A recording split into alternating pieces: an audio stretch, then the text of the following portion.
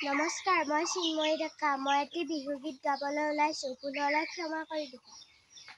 প্ৰকৃতিৰ বুকুলৈ বসন্ত আহিলে, ঐ কুলি কেতেকীয়ে লগালে ঐ মাত, চিন্তাও তাও ঢোলৰ মাত, শুনিলো পেপাৰ মাত, ঐ বিহু বিহু লাগিছে